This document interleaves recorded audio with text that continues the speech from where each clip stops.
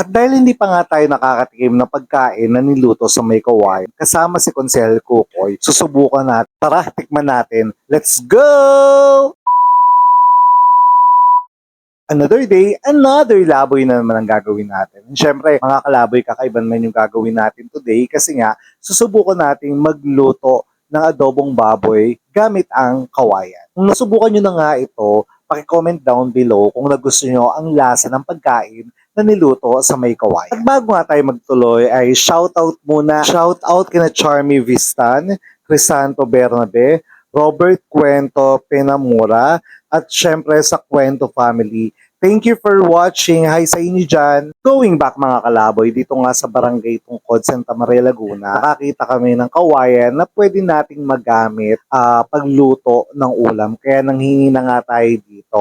Buti na lang may kakilala ni Consel Kukoy. At dito nga mga kalaboy ay tinanggalan na nila ng dahon para hindi naman mahihirap. Pag dinala na nga namin ito at para pagluto. Maraming salamat po pala sa nagbigay sa amin ng kawayan. Yun na nga mga kalaboy, nang nalinisan na yung kawayan, dinala na nga namin ito para maihanda na ang lulutuin namin mamayang gabi na adobong baboy na nilito dito sa may kawayan. Mga kalaboy, since sa kawayan ito lulutuin, pinagsama-sama ko lang yung mga rekado dito. Yung baboy, adobo, suka, bawang, sibuyas, paminta. Ito nga ay kinakabahan din ako kasi nga, since hindi natin matitikman, once may salang na to, aantay na lang natin hanggang maluto. So hindi tayo sigurado kung anong magiging lasa ng adobong baboy sa may kawayan. So hopefully nga mga kalaboy, magiging maayos din at magiging maganda rin naman ang lasa ng ating adobo sa kawayan. At ayan na nga, isalang na natin siya sa bagay and mag-aantay na lang tayo hanggang sa kumulo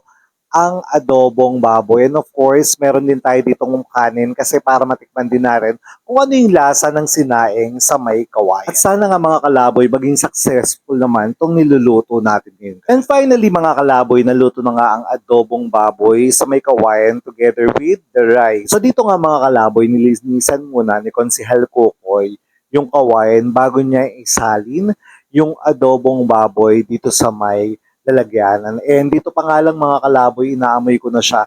Sobrang bango niya. At typical adobo pero may kakaibang amoy.